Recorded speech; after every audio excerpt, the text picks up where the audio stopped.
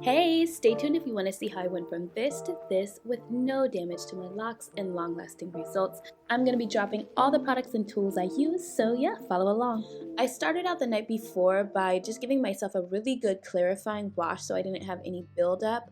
I used my African black soap that I got from Amazon, and then I went in with this leave-in from Hollywood Beauty.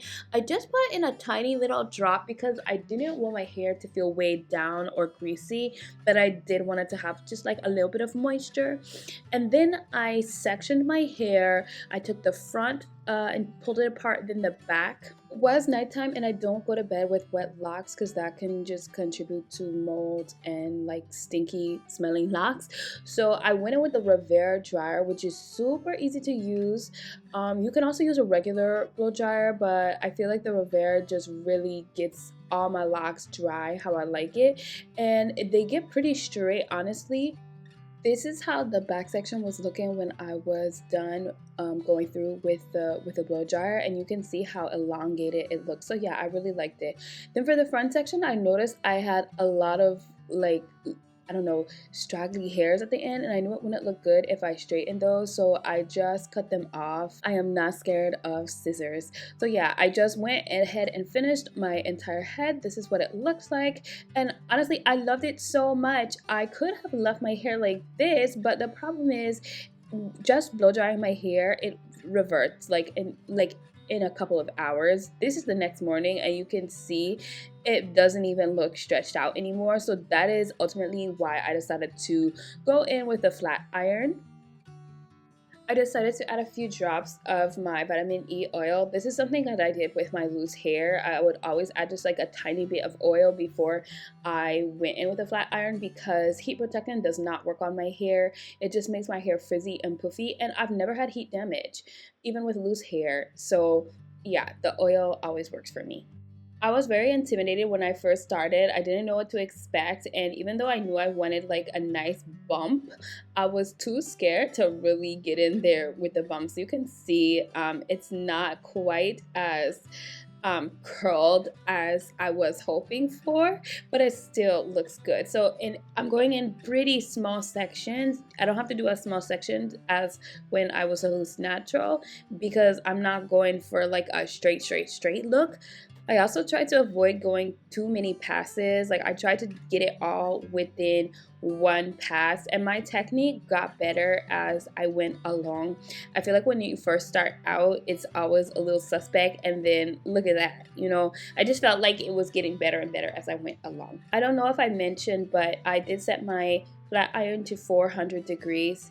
That's about what I would use when I was a loose natural. Honestly, when I was loose, I used 450, but I felt like that was unnecessary for what I was going for today.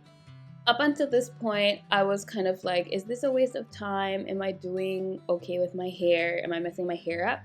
But as you can see, I'm starting to really feel myself when I just like see the bounce and how it looks.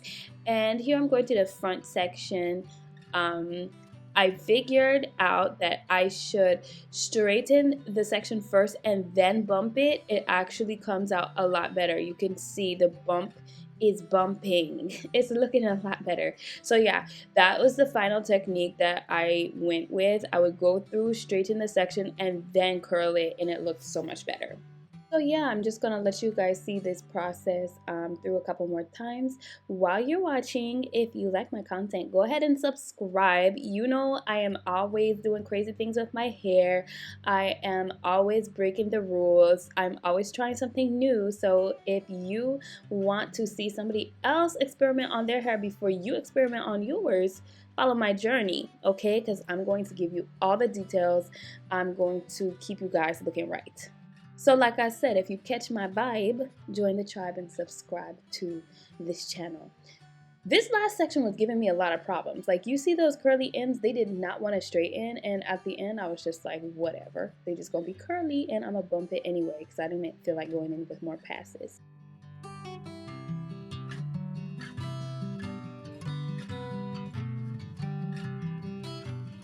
Yeah, these are my final results. I was really loving how it looked, and I had somewhere to go that evening, and I knew that all of the bumpage that I had was gonna fall out before then, so I went in with flexi rods. just to preserve the curl, and I loved those results. That's what I put in the corner there. You can see it's giving bob, it's giving 90s. I feel it's giving grown woman. So yeah, I love both looks. Which one do you like better? Do you like the straight bob look, or do you like the curly bob look? Let me know in the comments. Thanks for watching. I'll see you in my next video.